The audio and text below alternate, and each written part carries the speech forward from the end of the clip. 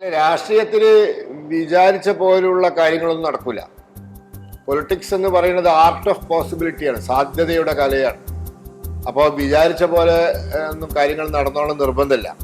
പിന്നെ എല്ലാ തെരഞ്ഞെടുപ്പിലും വിചാരിക്കാത്ത ചില സ്ഥലങ്ങളിൽ ജയിക്കുകയും ജയിക്കുമെന്ന് വിചാരിച്ച ചില സ്ഥലങ്ങളിൽ തോൽക്കുകയും ചെയ്യുന്നത് സ്വാഭാവികമാണ്. എന്തുകൊണ്ടാണ് ഷെയ്ഖ് ഹസീന ഒരു ഇസ്ലാമിക രാഷ്ട്രം തിരഞ്ഞെടുക്കാതെ ഇന്ത്യയിൽ അഭയം നേടാൻ കാരണമായിട്ടുള്ളത്? ഇന്ത്യ ദാറ്റ് ഈസ് ഭാരതാണ് നമ്മുടെ രാജ്യത്തിന് യഥാർത്ഥ പേര്. ഇന്ത്യ എന്നുള്ളത് നാം ലോകം മുഴുവൻ അറിയപ്പെടുന്ന പേരും ഭാരതം എന്നുള്ളത് നമ്മുടെ രാജ്യത്തിന്റെ പൗരാണികമായ പേരുമാണ്. ഇന്ത്യ ദാറ്റ് ഈസ് ഭാരത് എന്നുള്ളത് ഇംഗ്ലീഷിൽ ഇന്ത്യയും എന്നും ഭാരതം എന്ന് മറ്റു പ്രാദേശിക ഭാഷയിലും പറഞ്ഞതാണ്, ഹിന്ദി ഉൾപ്പെടെയുള്ള. പ്രധാനമന്ത്രിയുടെ സന്ദർശനം, അവിടെ നടത്തിയിട്ടുള്ള സന്ദർശനത്തിൽ വലിയൊരു ആശ്വാസം വയനാട്ടിലെ ജനങ്ങൾക്ക് നൽകുമെന്ന് കരുതുന്നു. ബംഗ്ലാദേശിൽ ആത്യന്തികമായി ഈ കലാപത്തിന്റെ പിന്നിൽ ജമാഅത്ത് ഇസ്ലാമിയാണ്. വിദ്യാർത്ഥികളെ ഒക്കെയാണ് ഇതിന്റെ മുൻപന്തിയിലെങ്കിലും ഇതിന്റെ പിന്നിൽ ജമാഅത്ത് ഇസ്ലാമി. നമസ്കാരം. എല്ലാ ഇന്ത്യക്കാർക്കും ഞങ്ങൾ KL ഓറഞ്ച് ടീമിന്റെ സ്വാതന്ത്ര്യ ദിനാശംസകൾ. ഇന്ന് ഈ സ്വാതന്ത്ര്യ ദിന പരിപാടിയിൽ നമ്മോടൊപ്പം ഉള്ളത് നമുക്ക് ഏവർക്കും സുപരിചിതനായിട്ടുള്ള ചാനൽ ചർച്ചകളിലെ നിറസാന്നിധ്യം BJPയുടെ സംസ്ഥാന വക്താവ് അഡ്വക്കേറ്റ് സി പത്മനാഭനാണ്. പൊപ്പേട്ട, നമുക്ക് ഈ പരിപാടിയിലേക്ക് സ്വാഗതം ചെയ്യാം. പൊപ്പേട്ട, നമസ്കാരം. നമസ്കാരം. എല്ലാവർക്കും ഭാരതത്തിൻ്റെ 77ാം സ്വാതന്ത്ര്യ ദിനത്തിൻ്റെ ആശംസകൾ. രാജ്യം മറ്റൊരു സ്വാതന്ത്ര്യ ദിന പുലരിക്ക് കൂടി സാക്ഷ്യം വഹിക്കുകയാണ്. രാജ്യത്തിൻ്റെ പുരോഗതിയിൽ, സർവോന്മുഖമായ വികസനത്തിൽ നിർണായകമായ പങ്കുവഹിക്കുന്ന ഒരു കാലഘട്ടത്തിലൂടെയാണ് നാം കടന്നു പോകുന്നത്. ഇത് സ്വാതന്ത്ര്യത്തിൻ്റെ അമൃതകാലമായിട്ടാണ് അറിയപ്പെടുന്നത്. 75ാം സ്വാതന്ത്ര്യ ദിനം മുതൽ 100ാം സ്വാതന്ത്ര്യ ദിനം, നമ്മുടെ സ്വാതന്ത്ര്യത്തിൻ്റെ സുവർണ ജൂബിലി വരെ ഉള്ള ഈ കാലഘട്ടം, അത് രാജ്യത്തിൻ്റെ അമൃതകാലമായിട്ടാണ് ആഘോഷിക്കപ്പെടുന്നത്. ഈ അമൃതകാലത്ത് ഭാരതത്തിലുണ്ടാവാൻ പോകുന്ന എല്ലാ വിധത്തിലുമുള്ള വികസന പ്രവർത്തനത്തിനും അതോടൊപ്പം തന്നെ ജനനന്മയ്ക്ക് ലക്ഷ്യം വെച്ചുകൊണ്ട് നടപ്പിലാക്കുന്ന എല്ലാവിധ പരിപാടികളും രാജ്യത്തിലെ ജനങ്ങൾക്ക് ഗുണകരമാവട്ടെ എന്ന് ആശംസിക്കുന്നു. പൊപ്പേട്ട, കേന്ദ്ര സർക്കാർ വലിയ രീതിയിലുള്ള ഒരു ആഘോഷമാണ് ഇത്തവണ സ്വാതന്ത്ര്യദിനവുമായിട്ട് കൊണ്ടാടുന്നത്. അപ്പോൾ BJPയും അതുപോലെ മറ്റു രാഷ്ട്രീയ പാർട്ടികളൊക്കെ വലിയ രീതിയിലുള്ള ആഘോഷങ്ങളൊക്കെ നടത്തുന്നുണ്ട്. അപ്പോൾ പപ്പേട്ടൻ്റെയൊക്കെ ഒരു കുട്ടിക്കാലത്ത് എങ്ങനെയായിരുന്നു ഈ ആഘോഷങ്ങളൊക്കെ? ഇപ്പോൾ സോഷ്യൽ മീഡിയയിലൊക്കെ അക്കാലത്ത് വലിയ രീതിയിലുള്ള ഒരു പ്രചാരണങ്ങളൊന്നും ഉണ്ടായിട്ടുണ്ടാവില്ല. അപ്പോൾ പപ്പേട്ടൻ്റെയൊക്കെ സ്കൂൾ കാലഘട്ടത്തിലൊക്കെ എങ്ങനെയൊക്കെയായിരുന്നു ഈ സ്വാതന്ത്ര്യദിന ആഘോഷങ്ങൾ? നമ്മളുടെയൊക്കെ സ്കൂൾ കാലഘട്ടം എന്ന് പറയുന്നത് സോഷ്യൽ മീഡിയ ഇല്ല, ദൃശ്യമാധ്യമവും ഇല്ല. കാരണം ടെലിവിഷൻ എന്ന് പറയുന്നത് 1980കളുടെ പകുതിക്ക് ശേഷമാണ്, അതായത് 84-85 ശേഷമാണ് ഇവിടെ വന്നു തുടങ്ങിയത്. അത് വ്യാപകമായത് 80കളുടെ അവസാനവും 90കളുടെ ആദ്യത്തോടു കൂടിയാണ്. നമ്മളുടെയൊക്കെ സ്കൂൾ കാലഘട്ടത്തിൽ ഈ രണ്ട് കാര്യങ്ങൾ, സാമൂഹ്യ മാധ്യമങ്ങളും ദൃശ്യമാധ്യമങ്ങളും ഇല്ലാത്തത് കൊണ്ട് നമ്മുടെ പ്രിന്റ് മീഡിയ ആയിരുന്നു ഈ വക വിവരങ്ങളും അതോടൊപ്പം തന്നെ ഇതിനെ സംബന്ധിച്ച വാർത്തകളുമൊക്കെ പ്രസിദ്ധീകരിച്ചിരുന്നത്. പിന്നെ ആകാശവാണിയും. പിന്നീട് അത് ആ കാലഘട്ടത്തിൽ സ്കൂളുകളിൽ സ്വാതന്ത്ര്യദിനം ആഘോഷിച്ചിരുന്നു, വളരെ വൈകാരികമായി തന്നെ ആഘോഷിച്ചിരുന്നു. സ്വാതന്ത്ര്യ ദിനത്തിന് പൊതു പരിപാടികളുണ്ടായിരുന്നു. കുട്ടികളെ സംബന്ധിച്ചിടത്തോളം നല്ല മുട്ടായി കിട്ടുന്ന ദിവസമായിരുന്നു. അതോടൊപ്പം തന്നെ അന്ന് ദേശീയ പതാകയുടെ ചെറിയ പതിപ്പുകൾ, ഇന്നത്തെ പോലെ പ്ലാസ്റ്റിക് അല്ല, ഇന്ന് നാട് മുഴുവൻ പ്ലാസ്റ്റിക് ദേശീയ പതാകയാണ്. അന്ന് തുണി കൊണ്ട് തന്നെ ഉണ്ടാക്കിയ ചെറിയ പതാകകളായിരുന്നു ധാരാളമായി ലഭിച്ചിരുന്നത്. അത് കുത്തി നടക്കാനും കടലാസ് കൊണ്ടുള്ള ചെറിയ ത്രിവർണ്ണ പതാക നെഞ്ഞത്ത് കുത്തി നടക്കാനും അതോടൊപ്പം സ്കൂളിലെ ആഘോഷ പരിപാടിയിൽ പങ്കെടുക്കാനും അന്ന് കിട്ടുന്ന മുട്ടായി തിന്നാനുമൊക്കെയുള്ള വലിയ കൗതുകവും വലിയ ആവേശവും കുട്ടികളിലുണ്ടായിരുന്നു. പക്ഷേ ഇന്ന് അതിൽ നിന്നൊക്കെ വ്യത്യസ്തമായി നമ്മളെ ഒരു എല്ലാ മേഖലയിലും ആ സ്വാതന്ത്ര്യ ദിനം എത്തിയിട്ടുണ്ട്. വീടുകളിൽ ദേശീയ പതാക ഉയർത്തി തുടങ്ങി.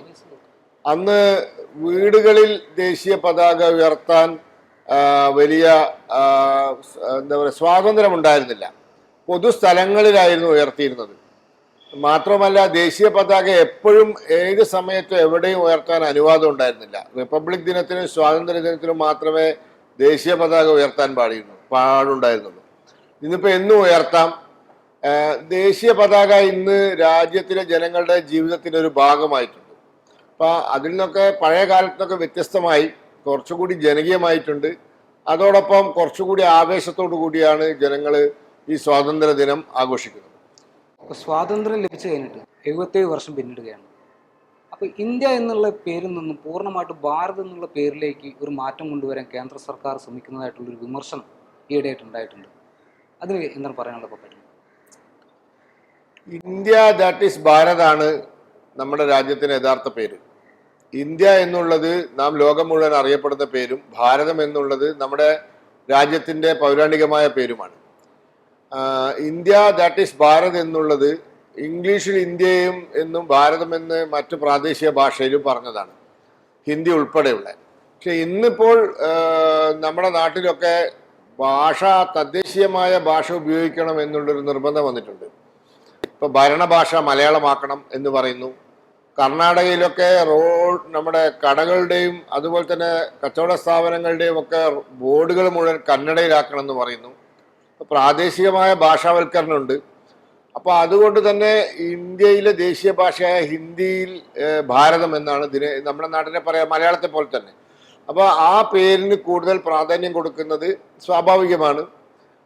പുതിയ നിയമങ്ങൾ വന്നപ്പോൾ ഇന്ത്യൻ ശിക്ഷാ നിയമവും ഇന്ത്യൻ തെളിവ് നിയമവും ഒക്കെ പരിഷ്കരിച്ചപ്പോൾ ഭാരതീയ ന്യായ സംഹിതയും ഭാരതീയ നാഗരിക് സുരക്ഷാ സംഹിതയും അതോടൊപ്പം ഭാരതീയ സാക്ഷ്യ സംഹിതയും ഒക്കെ മാറിയിരിക്കുകയാണ്. അപ്പോൾ സ്വാഭാവികമായിട്ടും ഉണ്ടാവുന്ന ഒരു തദ്ദേശീയമായ ഭാഷയുടെ പ്രാധാന്യം വർദ്ധിച്ചു വരുന്ന ഒരു സാഹചര്യത്തിൽ ഉണ്ടാവുന്ന ഒരു മാറ്റമാണ്. അതുകൊണ്ട് ഇന്ത്യ എന്ന പേര് ഉപേക്ഷിക്കുന്നൊന്നുമില്ല. പക്ഷേ ഭാരതം എന്നുള്ളതാണ് ഭാരതീയമായ ഭാഷയിലെ പേര്. അപ്പം അതിന് കൂടുതൽ പ്രാധാന്യം കൊടുക്കുന്നു എന്നുള്ളത്. ഇപ്പോൾ BJPക്ക് കഴിഞ്ഞ ലോക്സഭാ തെരഞ്ഞെടുപ്പുകളിൽ വലിയ രീതിയിലുള്ള ഒരു BJP വിചാരിച്ചത്ര ഒരു മുന്നേറ്റം കാഴ്ചവെക്കാൻ സാധിച്ചില്ല. ഇപ്പോൾ അയോധ്യ ക്ഷേത്ര നിർമ്മാണത്തിലൂടെ ഇന്ത്യയിൽ ഒട്ടാകെ ന്യൂനപക്ഷ വോട്ടുകൾ ഏകീകരിച്ച് എന്നുള്ളൊരു വിലയിരുത്തലാണ് BJP ഉള്ളത്. അല്ല, രാഷ്ട്രീയത്തിൽ വിചാരിച്ച പോലുള്ള കാര്യങ്ങളൊന്നും നടക്കില്ല. പൊളിറ്റിക്സ് എന്ന് പറയുന്നത് ആർട്ട് ഓഫ് പോസിബിലിറ്റിയാണ്, സാധ്യതയുടെ കലയാണ്. അപ്പോൾ വിചാരിച്ച പോലെ ഒന്നും കാര്യങ്ങൾ നടന്നോളം നിർബന്ധമില്ല. പിന്നെ എല്ലാ തെരഞ്ഞെടുപ്പിലും വിചാരിക്കാത്ത ചില സ്ഥലങ്ങളിൽ ജയിക്കുകയും ജയിക്കുമെന്ന് വിചാരിച്ച ചില സ്ഥലങ്ങളിൽ തോൽക്കുകയും ചെയ്യുന്നത് സ്വാഭാവികമാണ്.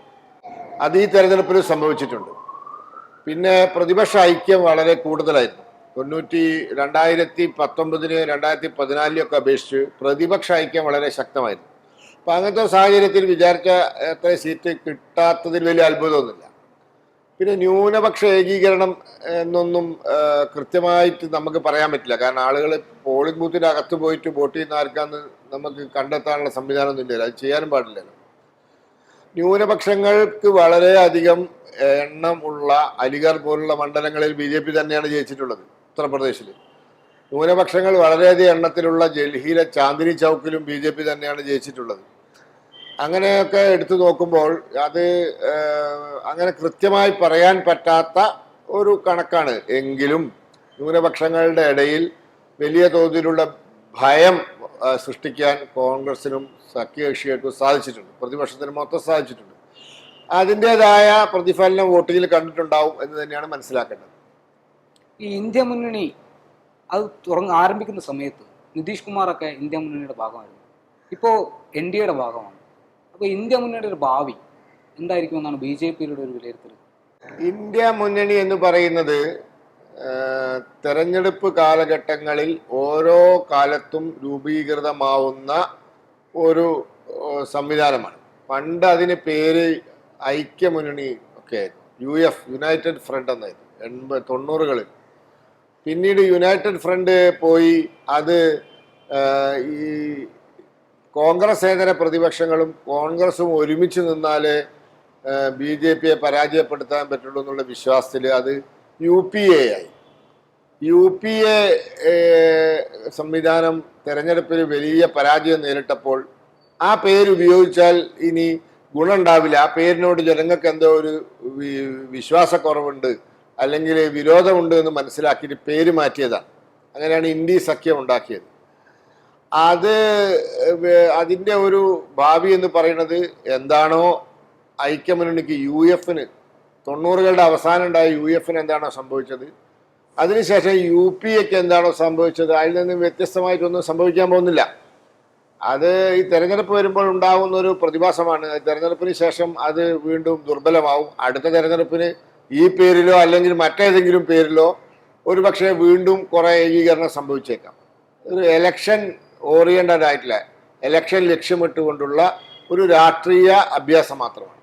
ഇപ്പോൾ തൊട്ട അയൽ രാജ്യമായിട്ടുള്ള ബംഗ്ലാദേശിൽ വലിയ രീതിയിലുള്ള ഒരു കലാപം നടന്നുകൊണ്ടിരിക്കുകയാണ്.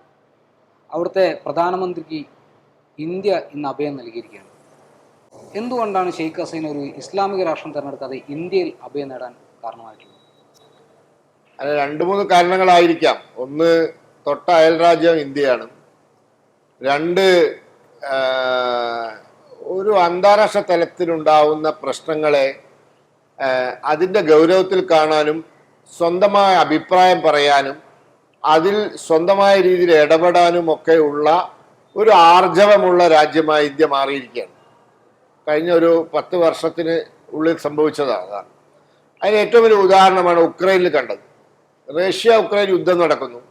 ഉക്രൈനിൽ 25,000-ഓളം ഇന്ത്യക്കാരായ വിദ്യാഭ്യാസത്തിന് പോയ കുട്ടികൾ അവിടെ കുടുങ്ങിപ്പോയി. അപ്പോൾ അവരെ തിരിച്ചു കൊണ്ടുവരാനുള്ള ശ്രമം നരേന്ദ്രമോദി സർക്കാർ ഏറ്റെടുക്കുന്നു. ഈ റഷ്യൻ ഗവൺമെന്റുമായിട്ട് ഉക്രൈൻ സർക്കാരുമായിട്ട് സംസാരിക്കുന്നു. 2 കൂട്ടരും ഇന്ത്യക്കാരായ കുട്ടികൾക്ക് രക്ഷപ്പെടാൻ വേണ്ടി വെടിനിർത്തൽ പ്രഖ്യാപിക്കാൻ വരെ തയ്യാറാവുന്നു. വാഹനങ്ങളിൽ ഭാരതത്തിന്റെ പതാക കെട്ടി, ത്രിവർണ പതാക കെട്ടി നിങ്ങൾക്ക് പോകാം, ആ സമയത്ത് പട്ടാളക്കാർ വെടിനിർത്തുമെന്ന് ഉറപ്പ് കൊടുക്കുന്നു. അതിനുശേഷം അങ്ങനെ ചെയ്യുന്ന സമയത്ത് ഇന്ത്യക്കാരുടെ വണ്ടിയിൽ, അതായത് നമ്മുടെ ത്രിവർണ പതാക കെട്ടിയ വണ്ടിയിൽ പാകിസ്ഥാൻ ഉൾപ്പെടെയുള്ള വിദേശ രാജ്യങ്ങളിലെ വിദ്യാർത്ഥികൾ രക്ഷപ്പെടുന്നു. ഇത് തന്നെയാണ് യമനിൽ യുദ്ധമുണ്ടായപ്പോഴും നമ്മൾ കണ്ടത്. ഇത് തന്നെയാണ് ആഫ്രിക്കൻ രാജ്യങ്ങളിൽ പ്രശ്നം ഉണ്ടായപ്പോഴും കണ്ടത്. നമ്മളെ സൈനിക എന്താ പറയുക സഹായം അവിടെ എത്തുന്നു, നമ്മുടെ നാവികസേനയുടെ യുദ്ധക്കപ്പൽ അവിടെ എത്തുന്നു, നമ്മൾ രക്ഷിച്ചു കൊണ്ടുവരുന്നു. സോമാലിയൻ കടലിടുക്കിൽ കടൽ കൊള്ളക്കാർ വന്നപ്പോഴും ഇന്ത്യൻ സൈന്യം പോകുന്നു, രക്ഷിച്ചുകൊണ്ട് വരുന്നു. അതേപോലെ ബംഗ്ലാദേശിൽ പ്രശ്നമുണ്ടായപ്പോൾ ബംഗ്ലാദേശിലെ പ്രധാനമന്ത്രിയെ സംബന്ധിച്ചിടത്തോളം ആശ്രയിക്കാൻ ഒന്ന് അയൽരാജ്യം എന്ന നിലയിലും മറ്റ് അന്താരാഷ്ട്ര തലത്തിൽ സ്വന്തമായ ഒരു വ്യക്തിത്വമുള്ള, ആർജവമുള്ള തീരുമാനങ്ങൾ എടുക്കാനും അത് ആരുടെ സമ്മർദ്ദത്തിന് വഴങ്ങാതെ നിൽക്കാനുമുള്ള ഒരു ശക്തനായ ഭരണാധികാരിയും ഭരണകൂടം ഉള്ള ഒരു രാജ്യത്തേക്ക് അവർ വരുന്നത് സ്വാഭാവികമാണ്. പിന്നെ അങ്ങനത്തെ സാഹചര്യത്തിൽ ഇന്ത്യ സ്വീകരിച്ച നിലപാടും ജയശങ്കർ പറഞ്ഞതുപോലെ, നമ്മുടെ ബഹുമാനപ്പെട്ട വിദേശകാര്യ വകുപ്പ് മന്ത്രി പറഞ്ഞതുപോലെ, നമ്മൾ അത് നമ്മുടെ അന്താരാഷ്ട്ര തല രംഗത്തുള്ള ഭാരതത്തിന്റെ കടമയായി കണ്ട് നമ്മൾ അതിനെ ആ രീതിയിൽ കൈകാര്യം ചെയ്തു എന്നുള്ളതാണ്. അത് മാറിയ ഇന്ത്യയുടെ ഒരു എന്താ പറയാ ഒരു സ്വഭാവ വൈശിഷ്ട്യമാണ് ഇതൊക്കെ. ബംഗ്ലാദേശിൽ നടക്കുന്ന ഈ സമരം ഒരു ന്യൂനപക്ഷ വേട്ടയായിട്ട് മാറിയിരിക്കുക എന്നൊക്കെ ഇപ്പോൾ ദേശീയ തലത്തിൽ ഇല്ലെങ്കിൽ അന്തർദേശീയ തലത്തിലുള്ള പത്രമാധ്യമങ്ങൾ റിപ്പോർട്ട് ചെയ്യുകയുണ്ടായി. വസ്തുതാപരമായിട്ട് അങ്ങനെ ഒരു വേട്ട ബംഗ്ലാദേശിൽ നടക്കുന്നുണ്ട്. ബംഗ്ലാദേശിൽ ആത്യന്തികമായി ഈ കലാപത്തിന്റെ പിന്നിൽ ജമാഅത്ത് ഇസ്ലാമിയാണ്. വിദ്യാർത്ഥികളെ ഒക്കെയാണ് ഇതിന്റെ മുൻപന്തിയിലെങ്കിലും ഇതിന്റെ പിന്നിൽ ജമാഅത്ത് ഇസ്ലാമിയാണ്. കാരണം ബംഗ്ലാദേശ് ഷെയ്ഖ് ഹസീന വാജിദിന്റെ ഭരണകാലത്ത് സാമ്പത്തികമായ പുരോഗതി ഉണ്ടായി, കാർഷികപരമായ പുരോഗതി ഉണ്ടായി, ആരോഗ്യരംഗത്ത് വലിയ പുരോഗതി ഉണ്ടായി. നമുക്കറിയാം, നമ്മുടെ നാട്ടിൽ നിന്ന് ഒരുപാട് കുട്ടികൾ MBBS പഠിക്കാൻ ബംഗ്ലാദേശിൽ പോകുന്നുണ്ട്. നല്ല നിലവാരമുള്ള MBBS വിദ്യാഭ്യാസം അവിടെ കിട്ടുന്നുണ്ടെന്നാണ് പറയുന്നത്. അപ്പോൾ അവിടെ സർവോന്മുഖമായി ഒരു ചെറിയ പുരോഗതിയും സാമ്പത്തികമായ മെച്ചപ്പെടലൊക്കെ ഉണ്ടായിട്ടുണ്ട്. പക്ഷേ അതേ സമയത്ത് ഷെയ്ഖ് ഹസീന വാജിദ് കുറേയൊക്കെ പുരോഗമനവാദിയാണ്. അവർ മതേതരത്വ മൂല്യങ്ങളിലൊക്കെ കുറേയൊക്കെ വിശ്വസിക്കുന്നുണ്ട്. അവർ തീവ്രവാദ ശക്തികളെ അവിടെ തലപൊക്കാൻ അനുവദിക്കാറില്ല, പ്രത്യേകിച്ച് ജമാഅത്തെ ഇസ്ലാമിക്കാരെ. ജമാഅത്തെ ഇസ്ലാമിയാണ് ബംഗ്ലാദേശിലെ ഏറ്റവും വലിയ കുഴപ്പക്കാർ. അപ്പം ഇത് മനസ്സിലാക്കിയ ജമാഅത്തെ ഇസ്ലാമി നേരിട്ടൊരു യുദ്ധത്തിന് ആ സർക്കാരുമായി പോയാൽ ജയിക്കില്ല എന്ന് കണ്ടതുകൊണ്ട് വിദ്യാർത്ഥികളെ ഇളക്കി വിട്ടു. അതിന് ചില കോടതി വിധികളൊക്കെ കാരണമായി. അതിൻ്റെ അടിസ്ഥാനത്തിൽ ഒരു കലാപമുണ്ടായി. ആ കലാപം പടർന്നു. ആ സമയത്ത് അവർക്ക് നാട് വിട്ട് വരേണ്ടി വന്നു. പക്ഷേ ഈ അവസരം മുതലെടുത്തിട്ട് അവിടുത്തെ ന്യൂനപക്ഷങ്ങൾക്കെതിരെ, പ്രത്യേകിച്ച് ഹിന്ദു മതത്തിലും ബുദ്ധമതത്തിലും പെട്ട ന്യൂനപക്ഷങ്ങൾക്കെതിരെ, ക്രിസ്ത്യാനികൾക്കും എതിരെയുണ്ട് അക്രമം നടത്താൻ ജമാഅത്ത് ഇസ്ലാമി ഈ അവസരം ഉപയോഗിച്ചു. ജമാഅത്ത് ഇസ്ലാമി എന്ന് പറയുന്നത് ഒരു എന്താ പറയുക, വളരെ അപകടകരമായ നിലപാടുകളുള്ള ഒരു സംഘടനയാണ്. ജമാഅത്ത് ഇസ്ലാമിയാണ് ബംഗ്ലാദേശിലെ ഏറ്റവും കുഴപ്പക്കാർ. വിഭജന കാലഘട്ടത്തിലും ഹിന്ദു വിഭാഗങ്ങളെയും ന്യൂനപക്ഷ വിഭാഗങ്ങളെയും ബംഗ്ലാദേശിൽ നിന്ന് ആട്ടിയോടിക്കാനും അതിനുശേഷം കാലാകാലങ്ങളിൽ ബംഗ്ലാദേശിൽ കുഴപ്പങ്ങൾ ഉണ്ടാക്കി ന്യൂനപക്ഷങ്ങളെ പീഡിപ്പിക്കാനും അവരാണ് നേതൃത്വം കൊടുക്കുന്നത്. ഇപ്പോൾ ഹസീന വാജിദ് പോയതിന് ശേഷം അവരുടെ ഒരു എന്താ പറയുക, അവർക്ക് സ്വാതന്ത്ര്യം കിട്ടിയിരിക്കുകയാണ് എന്തും ചെയ്യാൻ. അപ്പോൾ അതാണ് അവിടെ കണ്ടുകൊണ്ടിരിക്കുന്നത്. പുതിയ സർക്കാർ അവരെ നിയന്ത്രിച്ചിട്ടില്ലെങ്കിൽ ബംഗ്ലാദേശിൻ്റെ ഭാവി, അതോടൊപ്പം അവിടുത്തെ ന്യൂനപക്ഷങ്ങളുടെ ഭാവിയും അത് വലിയ കുഴപ്പത്തിലേക്കാണ് പോകുന്നത്. ഇപ്പോൾ വയനാട് മേപ്പാടിയിൽ അതിദാരുണമായിട്ടുള്ളൊരു ദുരന്തമുണ്ടായി. ഉരുൾപൊട്ടലുകൾ നടന്നിട്ട് മലക്കമലയിലും ചൂരൽമലയിലും ഏകദേശം 450ഓളം പേര് മരണപ്പെടുകയും 150ഓളം പേരുകളെ കാണാതാവുകയും വലിയ രീതിയിലുള്ള നാശനഷ്ടമൊക്കെ ഉണ്ട്. പ്രധാനമന്ത്രിയുടെ സന്ദർശനം, അവിടെ നടത്തിയിട്ടുള്ള സന്ദർശനത്തിൽ വലിയൊരു ആശ്വാസം വയനാട്ടിലെ ജനങ്ങൾക്ക് നൽകുമെന്ന് കരുതുന്നുണ്ട്. വയനാട്ടിൽ ഒരു വലിയ ദുരന്തം ഉണ്ടായിട്ടുണ്ട്. 400-ലധികം ആളുകൾ മരിച്ചു എന്ന് സ്ഥിരീകരിക്കപ്പെട്ടിരിക്കുന്നു. 100 ശതമാനം ആളുകൾ മിസ്സിംഗ് ആണ്, കാണാനില്ല.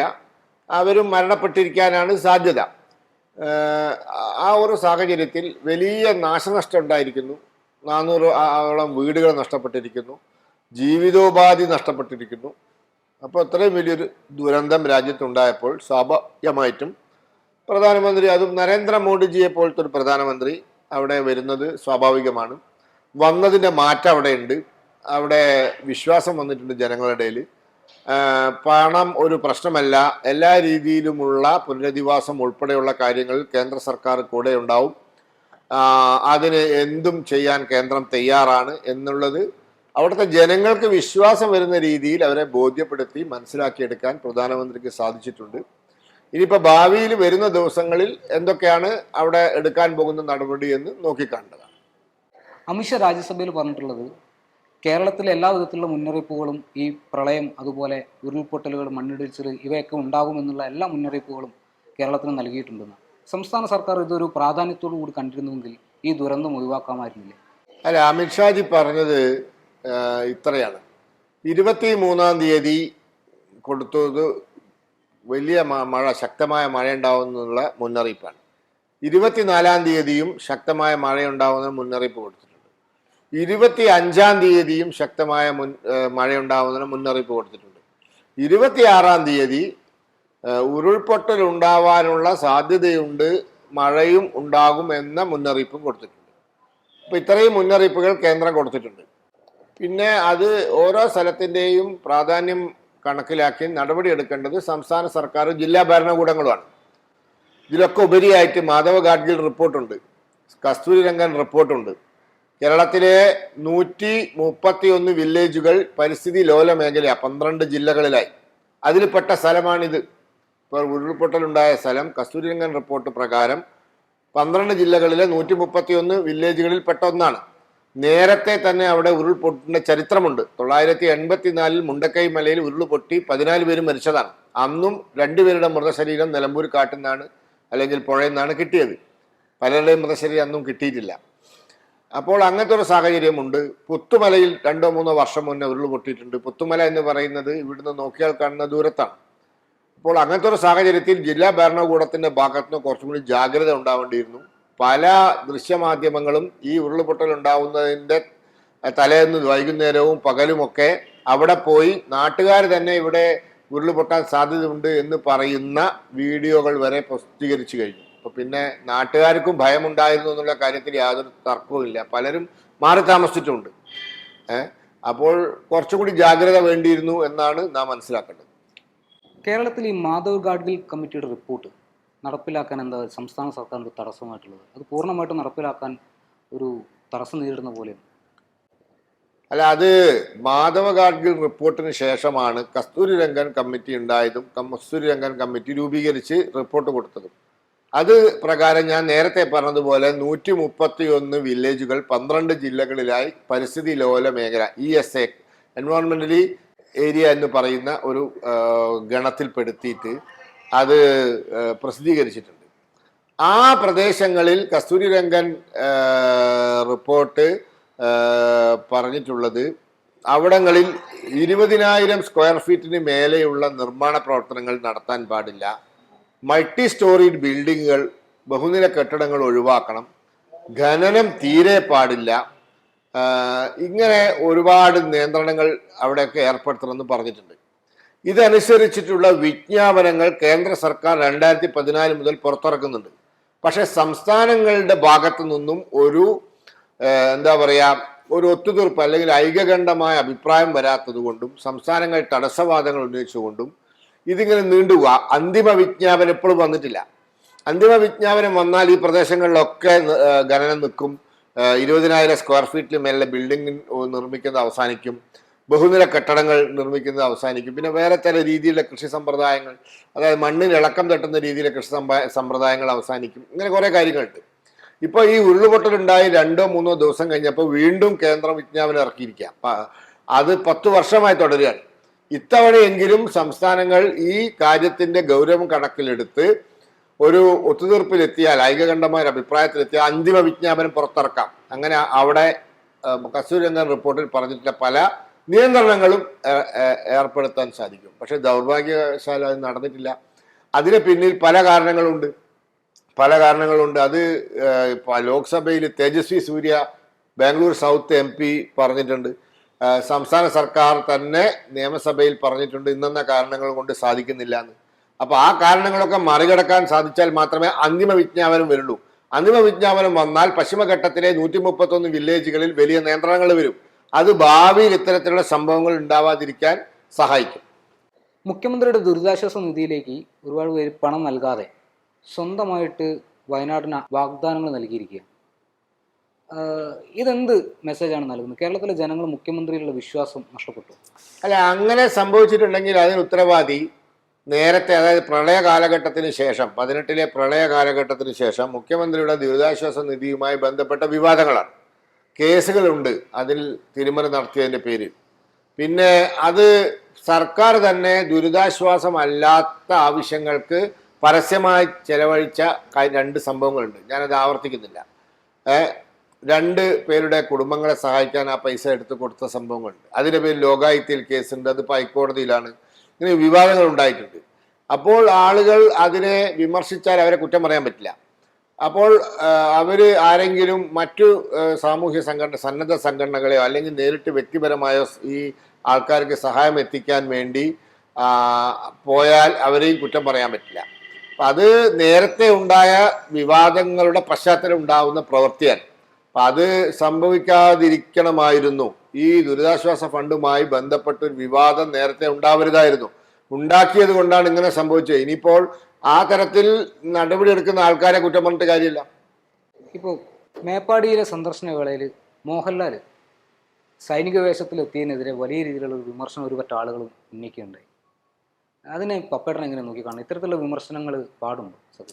ഒന്ന്, കാര്യങ്ങളെപ്പറ്റി അറിവില്ലാത്തത് കൊണ്ടാണ്. ടെറിട്ടോറിയൽ ആർമിയിലെ ഒരു ഉദ്യോഗസ്ഥനാണ് അദ്ദേഹം. മറ്റേ വ്യക്തി മേജർ രവി ഒരു റിട്ടയർഡ് സൈനികനാണ്. ഇവർക്കൊക്കെ ചില വേളകളിൽ ചില രീതിയിലുള്ള സൈനിക വേഷങ്ങൾ ധരിക്കാം, അല്ലെങ്കിൽ സൈനിക വേഷങ്ങളായി സാമ്യമുള്ള വേഷങ്ങൾ ധരിക്കാം. അതിന് സൈന്യത്തിന് ചില ചട്ടങ്ങളൊക്കെ ഉണ്ട്. നമ്മുടെ ആളുകൾക്ക് ഇതൊന്നും അറിയില്ല. അറിയാത്ത കാര്യത്തെപ്പറ്റി അഭിപ്രായം പറയുന്നതിൽ പ്രാഗൽഭ്യം നേടിയ ഒരുപാട് ആൾക്കാരുള്ള ഒരു പ്രദേശമാണ് കേരളം. പിന്നെ അതൊക്കെ സ്വാഭാവികമാണ്. ലോക്സഭാ തെരഞ്ഞെടുപ്പിൽ കേരളത്തിൽ വലിയൊരു മുന്നേറ്റമാണ് BJP ഉണ്ടാക്കിയത്. 20% വോട്ടുകൾ നേടി തൃശ്ശൂരിൽ സുരേഷ് ഗോപിയെ വിജയിപ്പിക്കാനും BJPക്ക് സാധിച്ചു. ഈ വരാൻ പോകുന്ന കോർപ്പറേഷൻ തെരഞ്ഞെടുപ്പ്, പഞ്ചായത്ത് തെരഞ്ഞെടുപ്പുകളിൽ BJP ആ ഒരു വിജയം ഉണ്ടാവുമെന്ന് കരുതുന്നുണ്ട്? തീർച്ചയായിട്ടും. കാരണം കഴിഞ്ഞ കാല ചരിത്രമെടുത്ത് പരിശോധിച്ചാൽ BJPക്ക് ഏറ്റവും കൂടുതൽ, അല്ലെ NDAക്ക്, ഇപ്പോൾ BJP ഇല്ല, NDA.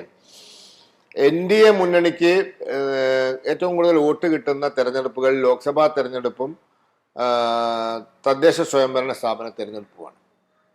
ലോകസഭാ തെരഞ്ഞെടുപ്പും തദ്ദേശ സ്വയംഭരണ സ്ഥാപനങ്ങളിലും സാധാരണ നിയമസഭയിൽ കിട്ടുന്നതിനെക്കാട്ടി ശതമാനം വോട്ട് കിട്ടും. ഒരുപക്ഷെ 2016 ഒരു അപവാദമായിരിക്കും. അങ്ങനത്തെ ഒരു ചരിത്രം നേരത്തെയുണ്ട്. ഇപ്പോൾ പ്രാദേശിക തെരഞ്ഞെടുപ്പ് വരാൻ പോകുമ്പോൾ രാജ്യത്തിൻ്റെ മൊത്തം അന്തരീക്ഷം വളരെ അനുകൂലമാണ്. മൂന്നാം മോഡി സർക്കാർ അധികാരത്തിൽ വന്നു. 1962 പണ്ഡിറ്റ് ജവഹർലാൽ നെഹ്റുവിന് ശേഷം ഇങ്ങനെ മൂന്നാമതും ഒരു തെരഞ്ഞെടുപ്പിൽ അധികാരത്തിൽ വരാൻ സാധിച്ചിട്ടില്ല ഒരു ഗവൺമെന്റിനും.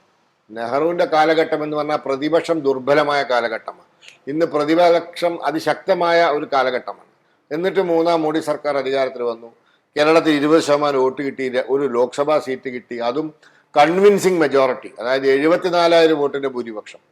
ആറ്റിങ്ങലിൽ 3,11,000 വോട്ട് ശ്രീ വി മുരളീധരന് കിട്ടി. 16 വോട്ടിനോ 17 വോട്ടിനാണ് അദ്ദേഹം പരാജയപ്പെട്ടത്. 17,000 വോട്ട് 18,000 വോട്ടിനാണ് പരാജയപ്പെട്ടത്. ആലപ്പുഴയിൽ 3 ലക്ഷത്തോളം വോട്ട് ലഭിച്ചു. ഇങ്ങനെ തിരുവനന്തപുരത്ത് 16,000 വോട്ടിനോ 17,000 വോട്ടിനോ പരാജയപ്പെട്ടത്. ഇങ്ങനെ വലിയ വർധനവും മറ്റ് മണ്ഡലങ്ങളിലുണ്ടായി. ഈ ഒരു സാഹചര്യത്തിൽ തദ്ദേശ സ്വയംഭരണ സ്ഥാപന തെരഞ്ഞെടുപ്പിൽ 2025 നടക്കുന്ന തെരഞ്ഞെടുപ്പിൽ വലിയ മുന്നേറ്റം BJPക്ക് ഉണ്ടാവാൻ ഉള്ള എല്ലാ സാഹചര്യവും കേരളത്തിലുണ്ട്. ഇപ്പോൾ BJPക്ക് തെക്കൻ മേഖലകളിൽ, കേരളത്തിൻ്റെ തെക്കൻ മേഖലകളിൽ വലിയൊരു മുന്നേറ്റം ഉണ്ടാക്കാൻ സാധിച്ചു. പക്ഷെ ആ മുന്നേറ്റത്തിൻ്റെ അത്ര വടക്കൻ മേഖലകളിൽ ഉണ്ടാക്കാൻ വേണ്ടിയിട്ട് BJPക്ക് സാധിച്ചിട്ടില്ല. അത് എന്തുകൊണ്ടാണ്? ഒരു പക്ഷേ വടക്കൻ മേഖലയിലെ സാമൂഹ്യ പശ്ചാത്തലമായിരിക്കും. തെക്കൻ മേഖലയിൽ നിന്നും വ്യത്യസ്തമാണ് വടക്കൻ മേഖലയിലെ സാമൂഹ്യ പശ്ചാത്തലം. അതിൻ്റെ കാരണങ്ങൾ കൊണ്ടായിരിക്കാം. പക്ഷേ അധിക കാലമൊന്നും വടക്കൻ കേരളത്തിനും BJPയുടെ കൂടെ തെക്കൻ കേരളം വരുന്ന അത്രയും ഉത്സാഹത്തോടെ തന്നെ വരാതിരിക്കാൻ സാധിക്കില്ല. കാരണം രാജ്യം ഭാരതീയ ജനതാ പാർട്ടിയുടെ കൈകളിൽ സുരക്ഷിതമാണ് എന്ന വിശ്വാസം ഈ കേരളത്തിലെ ജനങ്ങൾക്ക് 100% വന്ന് കഴിഞ്ഞു എന്നാണ് മനസ്സിലാക്കുന്നത്. പ്രത്യേകിച്ച് വയനാട് വിഷയത്തിൽ പ്രധാനമന്ത്രിയുടെ ഭാഗത്തുണ്ടായ ഇടപെടൽ, കേന്ദ്രമന്ത്രി ശ്രീ ജോർജ് കുര്യൻ അപകടം പറ്റി ഉടനെ അവിടെ എത്തുന്നു, 3-4 ദിവസം അവിടെ ക്യാമ്പ് ചെയ്യുന്നു, വിശദമായ റിപ്പോർട്ട് കേന്ദ്ര സർക്കാരിന് കൊടുക്കുന്നു. അതിൻ്റെ അടിസ്ഥാനത്തിൽ പിന്നീട് കേന്ദ്ര ഉദ്യോഗസ്ഥന്മാർ, പട്ടാളം വരുന്നു, സൈനികമായ ഇടപെടൽ, അവിടെ ബൈലി പാലം. ഒരു ദുരന്തമുണ്ടായപ്പോൾ കേന്ദ്ര സർക്കാരിൻ്റെ അവസരത്തിൽ ഉയർന്ന പ്രവൃത്തി, ഇതൊക്കെ വടക്കൻ കേരളത്തിലും മൊത്തം കേരളത്തിലും മാറ്റം ഉണ്ടാവും, വടക്കൻ കേരളത്തിലും മാറ്റം ഉണ്ടാവും. അത് അടുത്ത തെരഞ്ഞെടുപ്പിൽ, അതായത് തദ്ദേശ സ്വയംഭരണ സ്ഥാപന തെരഞ്ഞെടുപ്പിൽ തന്നെ വടക്കൻ കേരളത്തിലും വലിയ മാറ്റം, തെക്കൻ കേരളത്തെ പോലെ തന്നെയുള്ള മാറ്റം BJPക്ക് അനുകൂലമായി നമുക്ക് പ്രതീക്ഷിക്കാം. ഇപ്പോൾ ആലപ്പുഴയിലും ആറ്റിങ്ങലിലൊക്കെ SNDPയുടെ ശക്തി കേന്ദ്രങ്ങളാണെന്നാണ് കേരളത്തിൽ അറിയപ്പെടുന്നത്. അവിടെയൊക്കെ BJPക്ക് വലിയ രീതിയിലുള്ള വോട്ട് വർധനവ് ഉണ്ടായിട്ടുണ്ട്. SNDPയുടെ പരമ്പരാഗത വോട്ടുകൾ BJPക്ക് ലഭിച്ചതായിട്ട് കാണാനും സാധിക്കുന്നുണ്ട്. ഈ SNDPയുടെ വോട്ടുകളൊക്കെ BJPയിൽ ലഭിച്ചതുകൊണ്ടാണോ വെള്ളാപ്പള്ളി നടേശന് SNDPക്കെതിരെ CPM തിരിയാനുണ്ടായിട്ടുള്ള കാരണം? അതും ഒരു കാരണമാണ്. CPMനെ സംബന്ധിച്ചിടത്തോളം അവരുടെ കേരളത്തിലെ പരമ്പരാഗത വോട്ട് ബാങ്ക്, അല്ലെങ്കിൽ അവരുടെ ഫൗണ്ടേഷൻ എന്ന് പറയുന്നത്, അടിത്തറ എന്ന് പറയുന്നത് പിന്നാക്ക വിഭാഗത്തിൽപ്പെട്ട, ഹിന്ദു വിഭാഗത്തിലെ പിന്നോക്ക ജാതിയിൽപ്പെട്ട ആൾക്കാരാണ്. അവരുടെ ഇടയിൽ CPMന് പണ്ടുണ്ടായിരുന്ന സ്വീകാര്യത ഇപ്പം ഇല്ല. അതിന് കാരണം അവർ മാറിയതല്ല, CPM മാറിയതാണ്. CPMന്റെ സ്വഭാവത്തിലുണ്ടായ മാറ്റമാണ്. അവർ പരമ്പരാഗത വോട്ട് ബാങ്കുകളെ അവഗണിച്ച് പുതിയ മേച്ചിൽപ്പുറങ്ങൾ തേടി പോവാണ്. അവരുടെ നിലപാടുകൾ അങ്ങനെയാണ്, അവരുടെ നയപരിപാടികൾ അങ്ങനെയാണ്. അതേ സമയത്ത് ഭാരതീയ ജനതാ പാർട്ടി ഈ രാജ്യത്തെ പിന്നോക്കജാതി വിഭാഗങ്ങൾക്ക്, പട്ടികജാതി വിഭാഗങ്ങൾക്കൊക്കെ കൊടുക്കുന്ന ആനുകൂല്യങ്ങൾ, അതല്ലെങ്കിൽ നൽകുന്ന പരിഗണന ഒരു കാലത്ത് BJPയെ പറ്റി നടത്തിയ പ്രചരണങ്ങളെയൊക്കെ പൊളിച്ച് കയ്യിൽ കൊടുക്കുന്ന രീതിയിലാണ്. ഇപ്പോൾ ഉദാഹരണത്തിന്, ചരിത്രത്തിൽ ഏറ്റവും വലിയ പദ്ധതി വിഹിതമാണ് പട്ടികജാതി വിഭാഗങ്ങളുടെയും പട്ടികവർഗ വിഭാഗങ്ങളുടെയും ക്ഷേമത്തിനായി കഴിഞ്ഞ 10 വർഷമായി നരേന്ദ്രമോദി സർക്കാർ നീക്കിവെക്കുന്നത്. അതോടൊപ്പം പിന്നോക്കജാതി വിഭാഗങ്ങൾക്ക് നൽകുന്ന ആനുകൂല്യങ്ങൾ, ഇപ്പോൾ പിന്നോക്കജാതി കമ്മീഷൻ, OBC കമ്മീഷൻ, അതിന് ഭരണഘടനാ പദവി കൊടുത്തിരിക്കുകയാണ്. അതുപോലെ തന്നെ ഒരുപാട് കാര്യങ്ങളിൽ സംസ്ഥാന സർക്കാരിൻ്റെ കേന്ദ്ര സർക്കാരിൻ്റെ ഭാഗത്തുണ്ടാവുന്ന സഹായങ്ങൾ, പദ്ധതികൾ, വിദ്യാഭ്യാസ ആനുകൂല്യങ്ങൾ, ഇങ്ങനെ വളരെ വിപുലമായ കാര്യപരിപാടികൾ കേന്ദ്ര സർക്കാർ നടപ്പിലാക്കിയിട്ടുണ്ട്. അതൊക്കെ ഈ വിഭാഗങ്ങളിൽപ്പെട്ട ആളുകളൊക്കെ അതൊക്കെ മനസ്സിലാക്കുന്നുണ്ട്. അപ്പം അവർ താരതമ്യം ചെയ്യുമ്പോൾ തങ്ങൾ ഇത്രയും കാലം വിശ്വസിച്ചിരുന്ന, ഞങ്ങൾ വോട്ട് ചെയ്ത് സഹായിച്ചിരുന്ന, കൂടെ നിന്നിരുന്ന ഒരു പാർട്ടി തങ്ങളെ വിട്ട് വേറെ മേച്ചിൽപ്പുറങ്ങൾ തേടി പോകുമ്പോൾ, തങ്ങൾ തെറ്റിദ്ധരിച്ചിരുന്ന BJP അധികാരത്തിൽ തുടർച്ചയായി ഭരിക്കുമ്പോൾ ഒട്ടനവധി പദ്ധതികളും ആനുകൂല്യങ്ങളും ഈ വിഭാഗങ്ങൾക്ക് നൽകുന്നു എന്ന യാഥാർത്ഥ്യം മനസ്സിലാക്കി അവര് BJP ആണ് ശരി എന്ന് അവർക്ക് തോന്നിയിട്ടുണ്ട്. അതും ഒരു കാരണമാണ്. പിന്നെ ഒരു എന്താ പറയാ പിന്നോക്കജാതി വിഭാഗങ്ങളിൽ 1% വോട്ട് നിയന്ത്രിക്കാൻ ഇദ്ദേഹത്തിന് സാധിക്കുന്നുണ്ടല്ലോ. അപ്പം അതിൻ്റെതായ ഒരു ചൊരുക്കും ഉണ്ടാവും. അപ്പൊ ഇതെല്ലാം കൂടി ചേർന്നതാണ് ഇവർ ഈ SNDPക്കും അദ്ദേഹത്തിനുമെതിരെ CPM സ്വീകരിക്കുന്ന നിലപാടിന്റെ ഒരു കാരണമെന്നാണ് ഞാൻ മനസ്സിലാക്കുന്നത്. ഈ BJPയിലേക്കുള്ള പത്മജ വേണുഗോപാലിന്റെ വരവ് അതേ വർഷം തന്നെ ആ ഒരു സമയത്ത് തന്നെയുള്ള തെരഞ്ഞെടുപ്പുകൾ K. മുരളീധരനെ BJP തോൽപ്പിക്കുകയും ചെയ്യുന്നു. ഇതിനെങ്ങനെ BJP നോക്കിക്കാണും? ഈ ഒരു സന്ദർഭത്തിനെ BJP എങ്ങനെ നോക്കിക്കാണും? ഈ ഒരു അനുകൂല സാഹചര്യത്തെ? അല്ല, K. മുരളീധരൻ തോറ്റത് അല്ലെങ്കിൽ BJP ജയിച്ചത് തൃശ്ശൂരാണ്. തൃശ്ശൂരിൽ സുരേഷ് ഗോപി കഴിഞ്ഞ തവണ മത്സരിച്ച് 2,93,000 വോട്ടോളം പിടിച്ചതാണ്. അതിനുശേഷം കഴിഞ്ഞ 5 വർഷം അദ്ദേഹം അവിടെ ഉണ്ട്. അദ്ദേഹം നിയമസഭയിലേക്കും തൃശ്ശൂർ ടൗണിൽ നിന്ന് മത്സരിച്ചിരുന്നു, തൃശ്ശൂർ അസംബ്ലി സീറ്റിൽ. അതുകൂടാതെ അദ്ദേഹം തൃശ്ശൂരിൽ സ്ഥിരമായി സന്ദർശിക്കുകയും തൃശ്ശൂരിലെ ജനങ്ങളുടെ പ്രശ്നങ്ങളിൽ ഇടപെടുകയും ഒരുപാട് കാര്യങ്ങൾ അവിടെ ചെയ്യുകയും ചെയ്തിട്ടുണ്ട്. അതൊക്കെ തൃശ്ശൂർ മേയർ തന്നെ തുറന്നു പറഞ്ഞതാണ്. അപ്പം അദ്ദേഹം അവിടെ ഒരു നിറ സാന്നിധ്യമാണ്. പിന്നെ ശ്രീ K. കരുണാകരൻ്റെ മകളാണ് പത്മജ വേണുഗോപാൽ. അവരായിരുന്നു കഴിഞ്ഞ അസംബ്ലി തെരഞ്ഞെടുപ്പിൽ സുരേഷ് ഗോപി മത്സരിച്ച തൃശ്ശൂരിൽ കോൺഗ്രസിന്റെ സ്ഥാനാർത്ഥി. അവിടെ മത്സരിച്ച 3 സ്ഥാനാർത്ഥികളും തമ്മിൽ 1000 വോട്ടിന്റെ വ്യത്യാസമേ ഉള്ളൂ. അവര് BJPയിലേക്ക് വരുന്നു. കരുണാകരന്റെ തട്ടകത്തിൽ കരുണാകരന്റെ മകള് BJPയിലേക്ക് വരുന്നു. സുരേഷ് ഗോപി അവിടെ സ്ഥിരമായി എന്താ പറയുക ശ്രദ്ധ കേന്ദ്രീകരിച്ച് പ്രവർത്തിക്കുന്നു. അങ്ങനത്തെ ഒരു മണ്ഡലത്തിലേക്ക് മുരളീധരൻ മത്സരിക്കാൻ പോയത് തന്നെ അബദ്ധമാണ്. അപ്പോൾ അവിടെ മുരളീധരനല്ല ആരായാലും തോറ്റുപോകും. ആ രീതിയിലുള്ള പ്രവർത്തനം അവിടെ നടന്നിട്ടുണ്ട് സുരേഷ് ഗോപിയുടെ ഭാഗത്തു നിന്ന്. പിന്നെ അതോടൊപ്പം പത്മജയുടെ വരവും ഇതെല്ലാം കൂടി ഗുണം ചെയ്തിട്ടുണ്ട്. അപ്പോൾ ഈ 3 ഘടകം കൂടി, അതായത് മുരളീധരൻ അവിടെ തിരിഞ്ഞു നോക്കാത്ത അല്ലെങ്കിൽ ആ വഴിക്ക് പോകാത്തൊരു സ്ഥലമായിട്ട് വേണമെങ്കിൽ കാണണം. അങ്ങനത്തെ ഒരു സ്ഥലത്ത് പോയി മത്സരിക്കുന്നത് തന്നെ അബദ്ധമായി പോയി. അദ്ദേഹം സുരേഷ് ഗോപി എന്ന് പറയുന്ന തൃശ്ശൂരിൽ അനൗദ്യോഗികമായ MP ആയിക്കഴിഞ്ഞ വ്യക്തിക്കെതിരെ ആര് മത്സരിച്ചാലും വിജയിക്കില്ല എന്നുള്ളതായിരുന്നു തെരഞ്ഞെടുപ്പിന്റെ രംഗത്തെ അന്തരീക്ഷം. ഇപ്പോൾ കോൺഗ്രസിൽ നിന്നും CPM നിന്നൊക്കെ ഒരുപാട് നേതാക്കൾ BJPയിലേക്ക് വരാൻ തയ്യാറായിട്ട് നിൽക്കുന്നുണ്ട് എന്നാണ് BJPയുടെ സംസ്ഥാന പ്രസിഡന്റ് പറയുന്നത്. അത് സ്വാഭാവികമാണ്. ഭാരതീയ ജനതാ പാർട്ടിയുടെ കയ്യിലാണ് കേരളത്തിന്റെ ഭാവി. സ്വാഭാവികമായിട്ടും പലരും വരാൻ താല്പര്യം പ്രകടിപ്പിച്ചിട്ടുണ്ടാവും, വരാൻ സാധ്യതയുണ്ട്. അത് നമ്മൾ കാത്തിരുന്ന് കാണേണ്ട ഒരു വിഷയമാണ്. അതിൽ അത്ഭുതമൊന്നുമില്ല. കാരണം കേരളത്തിലെ രാഷ്ട്രീയ സാമൂഹ്യ അന്തരീക്ഷം പാകപ്പെട്ട് കഴിഞ്ഞു BJPക്ക് അനുകൂലമായി. CPMൽ ആഭ്യന്തര കലാപമുണ്ടോ? ആഭ്യന്തര കലാപം ഉണ്ടോയെന്ന് അറിയില്ല. പക്ഷേ ആഭ്യന്തരമായി നിരാശയും അഭിപ്രായ വ്യത്യാസങ്ങൾ നേതാക്കൾ തമ്മിലുണ്ട് എന്നാണ് BJPയുടെ വിലയിരുത്തൽ. ഉണ്ടാവാനും ഉണ്ടാവാതിരിക്കാനും സാധ്യതയുണ്ട്. പക്ഷേ ഒരു കാര്യം ഉറപ്പാണ്, CPMന്റെ നമ്മൾ വലിയ നേതാക്കന്മാരായിട്ടൊന്നും സംസാരിക്കുന്നില്ല. CPMന്റെ താഴെത്തട്ടിലെ ആളുകളായി സംസാരിക്കുമ്പോൾ അവിടെ താഴെത്തട്ടിലെ പ്രവർത്തകരുടെ ഇടയിലും പരമ്പരാഗത അണികളുടെ ഇടയിലും വലിയ നിരാശയാണ്. ഈ കേരളത്തിലെ മുഴുവൻ ക്രിസ്ത്യൻ സഭകളും NSSഉം SNDPയും BJPയുമായിട്ട് സഹകരിച്ച് പ്രവർത്തിക്കുകയാണെങ്കിൽ, അല്ലെങ്കിൽ പിന്തുണ നൽകുകയാണെങ്കിൽ വരാൻ പോകുന്ന തിരഞ്ഞെടുപ്പുകളിലൊക്കെ വലിയ മുന്നേറ്റം നേടാൻ സാധിക്കുമെന്നോ കേരളം ഭരിക്കാൻ സാധിക്കുമെന്നോ BJP കരുതുന്നുണ്ടോ? അല്ല, ഇത് സഭകളുടെയും അല്ലെങ്കിൽ SNDP യോഗത്തിൻ്റെയും അതോടൊപ്പം NSSന്റെയും മാത്രമല്ല, എല്ലാ വിഭാഗം ജനങ്ങളെയും വിശ്വാസത്തിലെടുക്കുക എന്നുള്ളതാണ്. എല്ലാ വിഭാഗം ജനങ്ങൾക്കും ഇത് തങ്ങൾക്ക് കൂടി ഉള്ള ഒരു രാഷ്ട്രീയ പ്രസ്ഥാനമാണ്. ഈ പാർട്ടിയുടെ നേതൃത്വത്തിലുള്ള കേന്ദ്ര സർക്കാർ എല്ലാ വിഭാഗം ജനങ്ങളെയും ഒരേപോലെ കണ്ട് അവർക്ക് വേണ്ട പദ്ധതികളും നാടിൻ്റെ പുരോഗതിക്ക് വേണ്ടിയിട്ടുള്ള പരിപാടികളുമായി മുന്നോട്ട് പോകുന്നുണ്ട് എന്ന് ബോധ്യപ്പെടുത്തിയാൽ സ്വാഭാവികമായിട്ടും എല്ലാവരും വരും. എന്തുകൊണ്ടാണ് ഇങ്ങനെ നമ്മൾ ഓരോ സംഘടനയുടെ പേരെടുത്ത് പറയുന്നത് എന്ന് വെച്ചാൽ, കഴിഞ്ഞ കാലങ്ങളിൽ ഇവരൊക്കെ മടി കാണിച്ചിട്ടുണ്ടാവും. പക്ഷെ ഇന്ന് ആ മടിയൊക്കെ മാറി തുടങ്ങി. അത് ഈ സംഘടനകൾക്കുപരിയായി സാധാരണ ജനസമൂഹത്തിൽ ഒരു വിശ്വാസം ഉണ്ടാക്കിയെടുത്താൽ തീർച്ചയായിട്ടും ഈ നിലയിൽ പോയാൽ അതിവിദൂരമല്ലാത്ത ഭാവിയിൽ BJPക്ക് കേരളത്തിൽ അധികാരത്തിലെത്താൻ സാധിക്കുമെന്ന് തന്നെയാണ് വിശ്വാസം. പപ്പേട്ടൻ വിവാഹിതനല്ല എന്നാണ് അറിയാൻ സാധിക്കുന്നത്. അതായത് പ്രവർത്തനത്തിനിടയിൽ മറന്നുപോയതാണോ, അതല്ലെങ്കിൽ വിവാഹം വേണ്ടാന്ന് വെച്ചതാണോ? ഈ മറക്കാൻ പറ്റുന്ന ഒരു സംഗതി ഒന്നല്ലല്ലോ ഇത്.